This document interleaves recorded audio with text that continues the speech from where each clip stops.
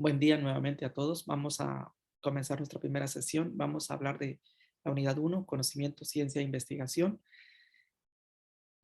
Los temas o subtemas que vamos a tratar son el conocimiento, los elementos que forman parte del conocimiento, los tipos de conocimiento, la ciencia, definición y sus componentes, la investigación científica, características de la investigación y los tipos de la investigación. Vamos a hablar primero de lo que es la parte del conocimiento y hay una breve introducción.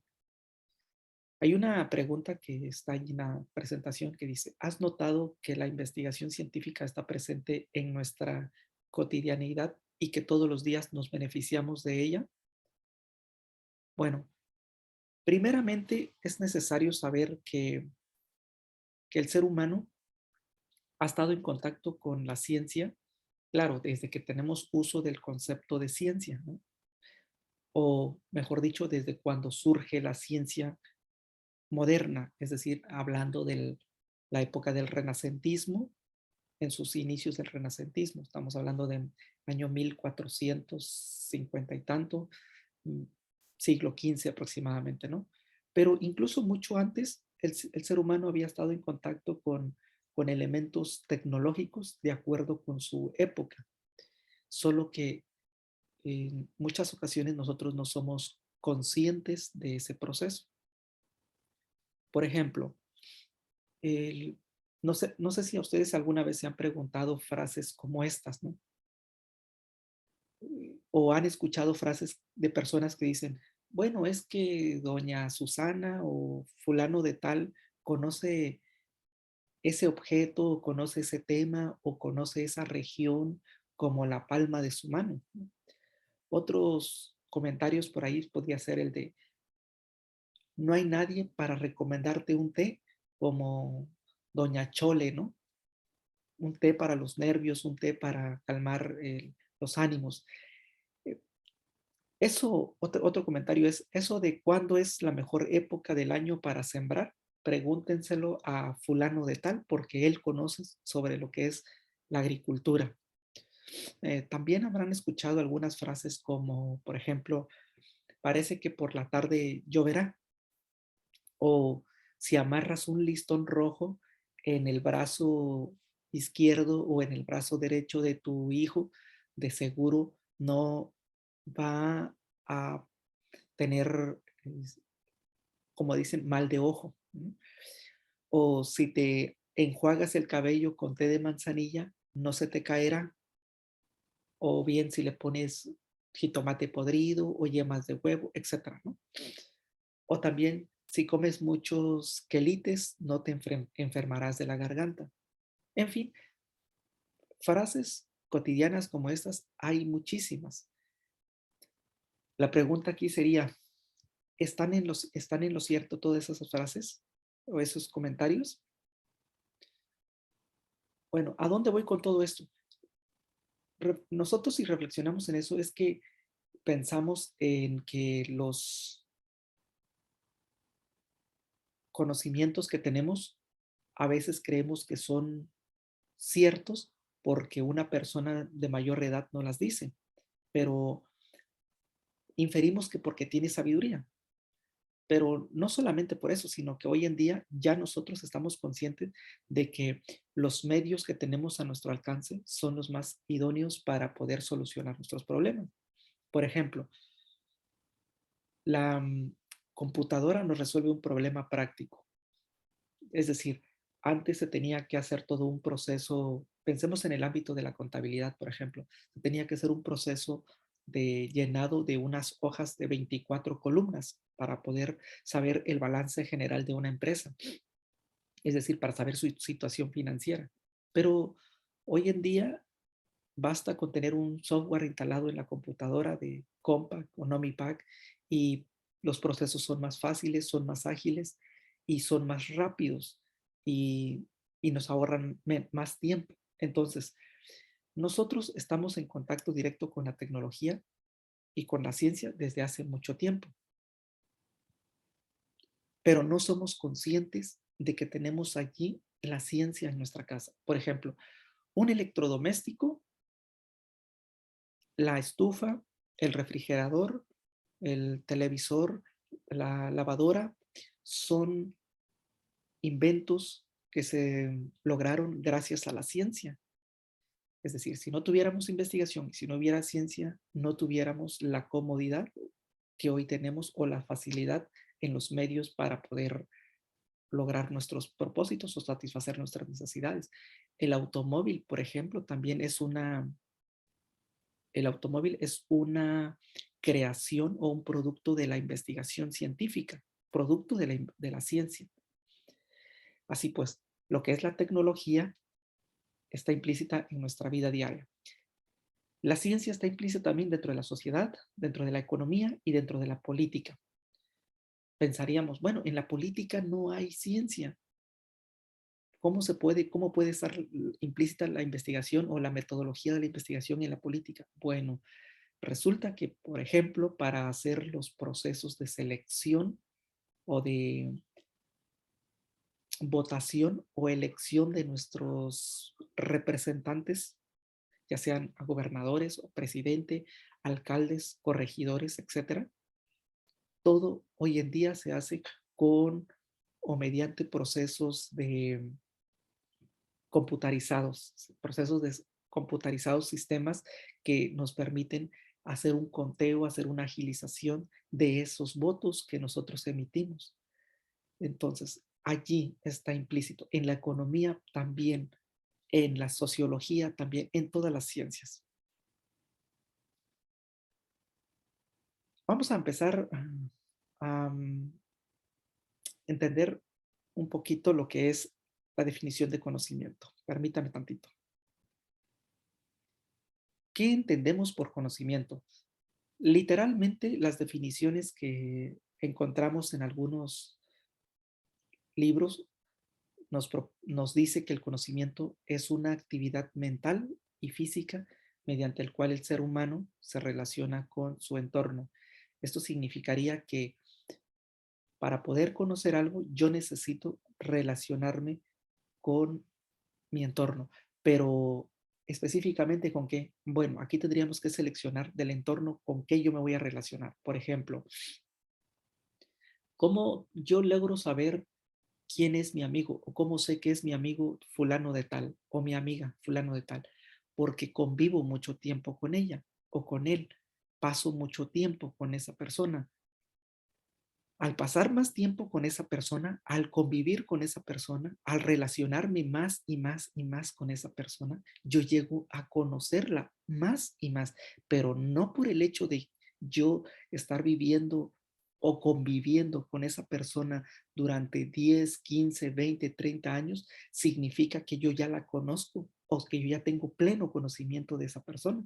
No, porque hay muchas cosas, hay muchos elementos, hay muchas circunstancias o actitudes o conductas o pensamientos de su vida, aun cuando yo lo considere mi mejor amigo o mi mejor amiga, yo no voy a saber de esa persona porque son cosas muy íntimas o muy particulares que a lo mejor no la quiere ni confiar ni a sus papás, ni a sus amigos, ni a nadie más, y que son muy propias. Entonces no puedo tener un conocimiento profundo y pleno o completo de esa persona. ¿Puedo llegar a conocerla con mucha más profundidad que otras personas? Sí, pero quizá y muy probablemente me oculte algunas cosas que no me quiera decir. O quizá porque no se ha prestado el momento o la circunstancia de tocar esos temas y no los hemos abordado. Entonces significa que no la conozco plenamente.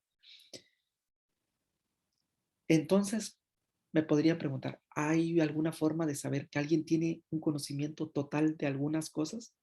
Mm, Puede ser que sí y puede ser que no. Puede ser que sí en una persona que hace un doctorado o un postdoctorado. Recuerden que el nivel máximo de estudio es el doctorado en nuestro país, pero se puede hacer un postdoctorado, es decir, hacer otro doctorado y otro doctorado, ya sea de la misma área o de otras áreas.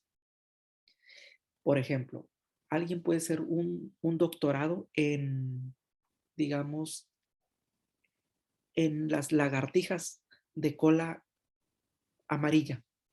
Es poniendo un ejemplo, ¿no? Entonces esa persona se va a encargar a estudiar las lagartijas de cola amarilla y las va a diseccionar, las va a estudiar en su hábitat natural, en todos los procesos, ¿no? Desde el punto de vista biológico, fisiológico, social, su comportamiento social con las demás especies, con sus demás seres que lo rodean.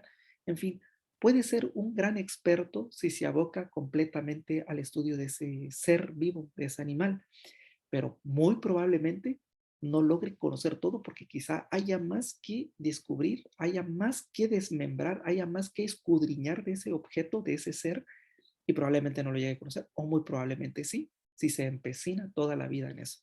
Entonces, esto es muy relativo, es decir, no podemos saber con total certeza si llegamos a conocer algo con exactitud en su completo y cabal sentido. Por otro lado, otra definición que tenemos aquí, el conocimiento es el puente entre la realidad y la percepción misma de lo que es el objeto. Es un puente entre lo que es la realidad, entre lo que son los fenómenos que están a mi alrededor, con la percepción que yo tengo. Porque, ojo, aquí hay algo muy importante que dicen los psicólogos, que la realidad es una cosa y mi percepción es otra cosa. Porque, por ejemplo, yo puedo estar viendo un objeto o estudiando un elemento, una cosa, una circunstancia, una situación, un evento, y yo puedo pensar, suponer o creer que eso es de tal forma, de tal modo, sus características son así, mientras que otras personas lo pueden ver e interpretar de otra manera. A eso en epistemología o en filosofía se le llama relativismo o también se le puede llamar subjetivismo. Es decir, que los objetos son en sí tal como son. Les voy a poner un ejemplo de lo que decía David Hume, o lo que decía John Locke, perdón, lo que decía John Locke. Él decía, por ejemplo, que hay dos cualidades en los objetos, las cualidades primarias y las secundarias. Las primarias son las que nosotros podemos percibir con dos o más sentidos, ya sean eh, la vista, el tacto y agregándole otro. Pero si lo podemos percibir mediante dos sentidos, quiere decir que son cualidades primarias y son cualidades que están dentro del mismo objeto. Ahorita les voy a poner un ejemplo.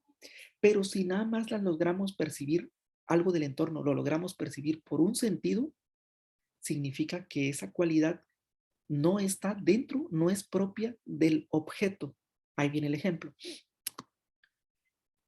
El contorno o la figura de un cuerpo humano la podemos distinguir por medio de dos o de tres sentidos. Por lo menos vamos a hablar de dos sentidos: visual y táctil. Yo veo un cuerpo humano, veo la figura del cuerpo humano, lo veo con mis ojos, ese es mi primer sentido. Con el tacto puedo tocar y ver la forma y la silueta del ser humano, la toco con mi mano. Entonces estoy empleando dos sentidos. Entonces aquí esta es una cualidad primaria, el cuerpo humano. Y esas cualidades están en el ser humano. Ahora, el sonido de algo no lo puedo percibir por los ojos, no lo puedo percibir por los oídos, por el tacto, no lo puedo percibir por el olfato, ni lo puedo percibir por el gusto. El sonido solamente lo puedo percibir por la audición, por los oídos. Entonces, esta es una cualidad secundaria y por lo tanto el sonido no es parte del objeto mismo. Ahora, viene otro ejemplo. Un limón, el comer un limón, por ejemplo, o el chupar un limón, para mí puede saber dulce o puede saber agrio o puede saber amargo o agridulce o cualquier otro sabor, ¿no? Mientras que para otra persona puede tener otra representación. Entonces quiere decir que el sabor, como lo llevo a mi boca y lo nada más lo tengo por la boca, como es por un solo sentido, por la boca, me puede fallar esa impresión del sabor. Es decir, lo que John Luke estaba diciendo es que el sabor no está dentro del objeto, dentro del limón o dentro de la naranja o dentro de la mandarina. No está, no es parte, no es propiedad. Es una representación mental que nosotros al chupar ese limón decimos, es agridulce, es dulce, es salado.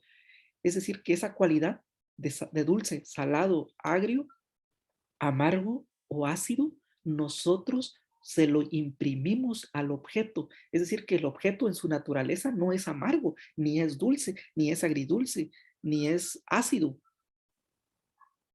Esa impresión nosotras se la damos, por eso hay bastantes connotaciones. Es que la naranja es dulce, no, es amarga, no, yo la estoy probando y probamos la misma naranja y aunque sea la misma naranja, todos vamos a tener una impresión diferente de esa naranja, porque si fuera dulce como tal, todos el mundo, los 7.000 millones de habitantes diríamos que la naranja es dulce. Entonces la cualidad de dulce estaría dentro de la naranja.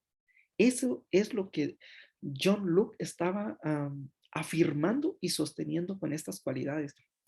Entonces, ¿a qué vengo con esto? Con que cuando nosotros tenemos conocimiento de algo, muchas veces no es un conocimiento fiable, no es un conocimiento verdadero, es una percepción que tenemos acerca del objeto o acerca de lo que supuestamente conocemos. Es una representación que nosotros le hacemos.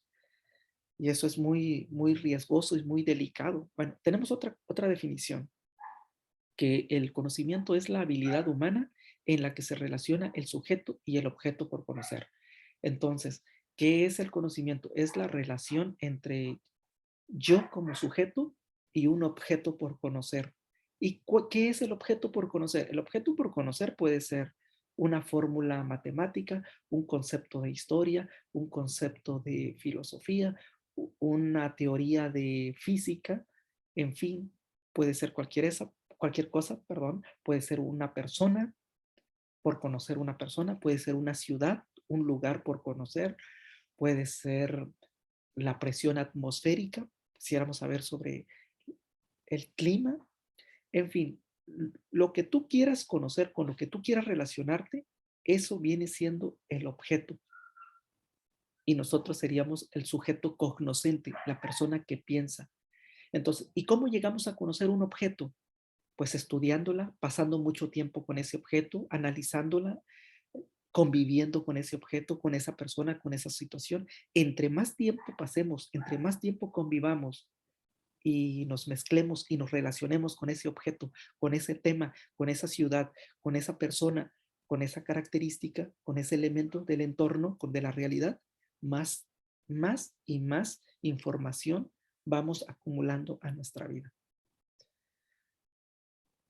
Entonces, eso sería la definición de conocimiento o una aproximación de lo que es el conocimiento. Y hay varias teorías de lo que es el conocimiento. Bueno, pero vamos a ver primero lo que son los elementos del conocimiento. Los elementos que se involucran dentro del conocimiento son por lo menos 4.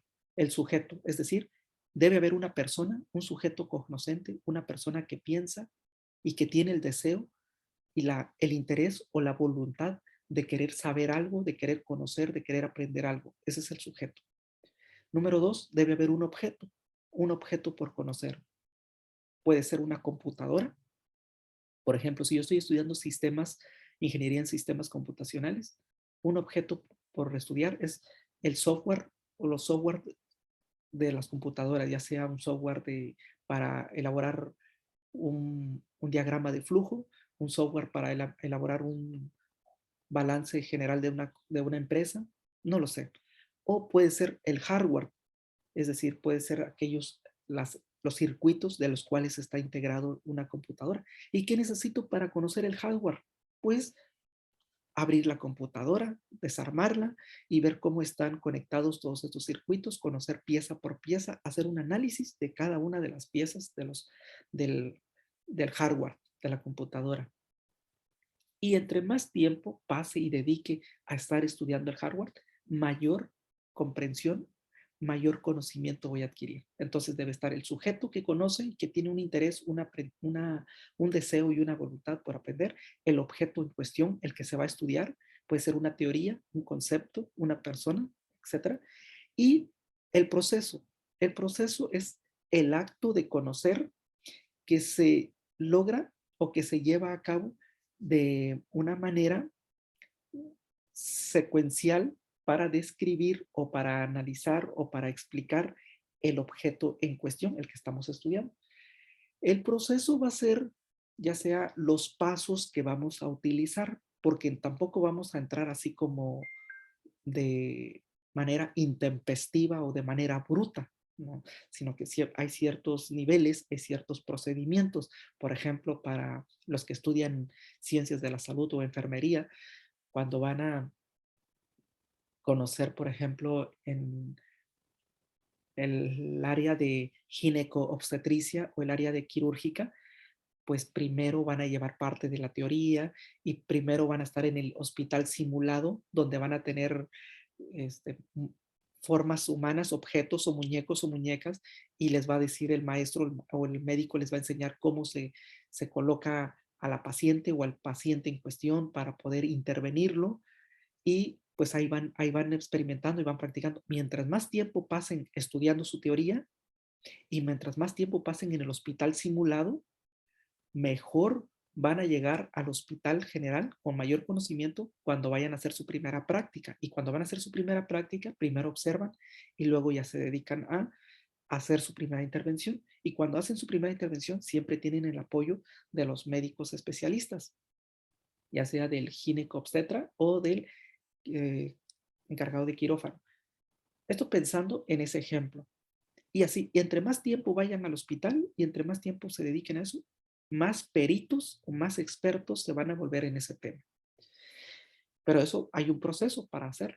Y finalmente el resultado. ¿Qué es el resultado? Es el cuarto elemento del conocimiento. El resultado es la experiencia, es el aprendizaje de lo que te ha quedado, de lo que te ha resultado de esa interacción entre tú y el objeto y el proceso que utilizaste, la metodología que utilizaste. Si no fue la metodología correcta o no fue el procedimiento correcto, tienes que cambiarlo o se tiene que cambiar o se tiene que modificar. De hecho, hay sistemas, hay empresas que continuamente modifican sus procesos. En las fábricas, por ejemplo, modifican sus procesos de producción para ir teniendo mejor calidad, mayor control, mayor exportación de productos o mayor importación, etcétera, ¿no? Pero de todo esto se trata de utilizar esto con metodología. Entonces debe estar el sujeto, que es un investigador que conoce, que quiere conocer el objeto, el tema que va a estudiar, ya sea una planta, el proceso que va a utilizar, la metodología, los pasos que va a seguir y el resultado, es decir, el aprendizaje, el producto, la experiencia que le va a quedar, pero ese resultado también se traduce en un documento, en un artículo científico, en un ensayo, en un manual de procedimientos. No lo sé, siempre hay un resultado y ese resultado es para mejora del sujeto o para mejora de la empresa o de la institución de la cual se hace la investigación o el estudio. Bueno, hasta aquí estamos viendo lo que son la definición de conocimiento y lo que son los elementos del conocimiento. Vamos a hablar rápidamente de los tipos de conocimientos. Hasta aquí cerraríamos nuestra sesión de los tipos de conocimiento. Cotidiano. El conocimiento cotidiano es aquel que se adquiere de manera intempestiva, de manera no planeada, cuando nosotros no planificamos qué queremos saber, ¿sí? La finalidad de este tipo de conocimiento es, o del sujeto, mejor dicho, de la persona, en relación con el conocimiento que va a adquirir o que va a poseer, no es conocer al objeto, sino más bien satisfacer una necesidad. Por lo tanto, este tipo de conocimiento es acrítico, es decir, no se hace una reflexión, un análisis, una evaluación de lo que queremos conocer. Simplemente lo adquirimos porque lo escuchamos, porque lo vimos, porque lo necesitábamos rápidamente para salir de un apuro, pero no, no lo planificamos. Por ejemplo, para encender una televisión o para encender una televisión un televisor cuando por primera vez lo compramos, entonces necesitamos revisar el instructivo, el manual o un teléfono también, ¿verdad? O una computadora, revisamos el manual, cuáles son los botones que nos sirven, porque si trae muchos botones para encender, para apagar, para programar horarios, etcétera, etcétera. Entonces lo revisamos y ya, supuestamente ya sabemos y nos solucionó esa necesidad que teníamos para poder conectar el aparato o el dispositivo. Pero ya después no, ni siquiera lo revisamos porque ya lo hacemos de manera automática, nada más encendido y apagado. No nos dedicamos a estudiar el manual o el instructivo con mayor profundidad, ni nos hacemos expertos en el televisor o en un dispositivo móvil. Bueno, por lo tanto, no hay análisis, es acrítico. Y el otro, el conocimiento vulgar, son los datos que tenemos almacenados en nuestro cerebro, en nuestra mente, sobre la vida de las personas, los hechos, lugares que hemos conocido, que hemos visto, que hemos visitado. Si bien dice aquí, es información que conocemos, en realidad no cuestionamos o verificamos su fuente de procedencia de ese tipo de conocimiento. Es decir, porque lo escuchamos que lo dijo una persona, lo escuchamos en televisión, lo escuchamos en las redes sociales, lo dijo fulano de tal, un profesor, una profesora, pero generalmente no nos damos a la tarea de investigar si lo que dijo esa persona es correcto o es válido o es inválido ese conocimiento si no tiene fundamento. Pero lo almacenamos y lo metemos en nuestro cerebro y pensamos o creemos que puede ser un conocimiento fiable, pero no lo sabemos. Bueno, es un conocimiento vulgar. Vulgo es pueblo, entonces es lo que adquirimos en la comunidad. El otro tipo de conocimiento es el empírico. El empírico es el que se adquiere mediante la experiencia, a través de la experimentación diaria que tenemos nosotros con la realidad. Ese tipo de conocimiento usualmente no sigue, para obtenerse, no se sigue un procedimiento o una metodología, sino que se hace con base en la repetición de los hábitos que hemos visto que alguien le dio resultado o porque nos los dijo que así lo debemos hacer y lo hacemos así y seguimos esos lineamientos. Pero no es un lineamiento muy estricto o muy ordenado, muy sistematizado. Y se puede obtener al azar o por ensayo y error. Por ejemplo, los agricultores lo utilizan mucho para sembrar sus semillas, válgase la reiteración, para tener sus cultivos.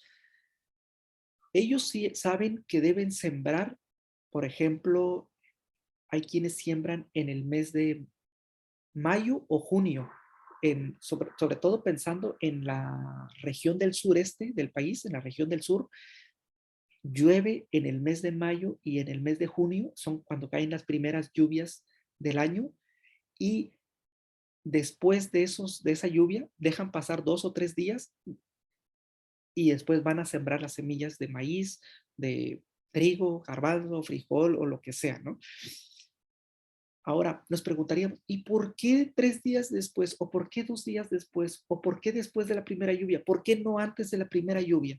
Bueno, porque ellos dicen, es que así lo hacían mis papás, es que así lo hacía mi abuelo, es que así lo hacía mi bisabuelo. Entonces viene como un conocimiento de generación en generación. Y otro argumento que te van a dar o nos pueden decir es que ya lo he hecho de estos años y me ha dado resultado. Y así es como sale un buen producto, una buena planta. Entonces esperan eso. O por ejemplo, también para sembrar, primero tienen que rozar. La roza, perdón, tienen que talar y rozar. Talar es cortar los árboles o el montículo o los montes o matorrales que haya. Primero talan, luego rozan. La roza es un sistema de quemado, es decir, prenderle fuego a lo que se cortó, a lo que se taló. Eso lo inventaron los olmecas. Esa tecnología lo inventaron los olmecas hace más de 2300 años. La tala y la roza. Entonces quiere decir que los olmecas, al darse cuenta que talaban los árboles y luego quemaban, dejaban que la tierra se quemara, y claro, que ponían límites para que el fuego no se sobrefuera o se saliera de control y quemara los demás bosques, sino que barrían las orillas, les quitaban todas las ramas y dejaban pura tierra para que el fuego ya no se esparciera. Entonces, ese sistema es una práctica experimental que ellos hicieron y vieron que daba resultado. Entonces, talaban, rozaban, esperaban la primera lluvia, es decir, que la tala y la roza lo tienen que hacer unos 10 o 15 días antes de que caiga la primera lluvia, pero ellos ya saben que en mayo, los primeros días de mayo, los primeros días de junio, va a llover. Entonces, ¿cómo lo saben? No, no se los dio la ciencia, no se los dio un aparato tecnológico. Observaron, vieron, escucharon con sus abuelos y de ahí lo experimentaron y lo hicieron y les dio resultado y eso es lo que van haciendo como conocimiento empírico. Así lo hacen muchas personas con la posición de la luna, la posición de los astros para sembrar alguna planta, para cortar algún producto, para realizar alguna otra actividad. Bueno, el conocimiento científico, que es la otra parte o la contraparte, difiere mucho de estos tres tipos de conocimientos, porque este tipo de conocimiento científico trata de encontrar regularidades o patrones que sean iguales en los acontecimientos para describirlos, explicarlos y predecirlos. Es decir, si no hay patrones de comportamiento que sean regulares, si los resultados no son regulares, la ciencia los descarta como conocimientos inválidos, conocimientos no certeros. Para que se considere como conocimiento fiable, válido, los resultados tienen que ser los mismos o idénticos en su mayor exactitud para que se puedan validar, la ciencia los pueda dar como conocimientos exactos, fiables, verdaderos y los pueda publicar. O sea, tienen que buscar esos patrones de regularidades. También este conocimiento se genera mediante la aplicación de un método científico a través de los diseños o diferentes tipos de diseños de investigación. Es decir, que aquí sí se aplica una metodología, aquí sí se aplica un procedimiento científico y cuando digo procedimiento científico es porque esa metodología, esos pasos, si son 20, si son 18 procedimientos o pasos, ya los ha validado un comité científico específicamente del área en el que se está haciendo la investigación. Por ejemplo, las que estudian enfermería o los que estudian medicina, que son del área de ciencia de salud, tienen una metodología diferente. Hay algunos puntos que son muy similares con los de psicología, administración y de otras carreras, pero hay ciertos procedimientos que son muy diferentes, que son únicos y particulares de su carrera. Esa metodología ya está aprobada por médicos, cirujanos, investigadores, doctores que tienen, que son del área de ciencia de la salud. Ahora, si eres de la carrera de psicología, administración de empresas, educación o mercadotecnia, hay otra metodología que algunos puntos, digo, se relacionan con las de ciencia de la salud, en algunos. Y esa metodología está validada por ese comité científico de psicólogos, educadores, mercadólogos, etcétera, ¿no? Los de derecho, los que estudian abogacía, ellos sí solamente tienen puros abogados del colegio de abogados, sus peritos de abogados hacen su propia metodología de cómo se debe hacer la investigación en metodología o los que estudian criminalística o criminología. Ahí solamente utilizan una metodología exclusiva del ámbito del derecho y del peritaje. Entonces quiere decir que yo si soy un profesional, un abogado, no voy a hacer la investigación jurídica a mi modo, sino que tengo que basarme en esa metodología que ya los peritos o los expertos lo han validado. Ese comité científico lo ha validado y me ha dicho, esa es la metodología correcta que debes emplear. Bueno, entonces este tipo de conocimiento es específico, es preciso y también es fiable, es confiable, es válido y es certero. Bueno, hasta aquí. Ahorita voy a suspender la transmisión, la grabación, y en la próxima sesión profundizaremos un poquito más.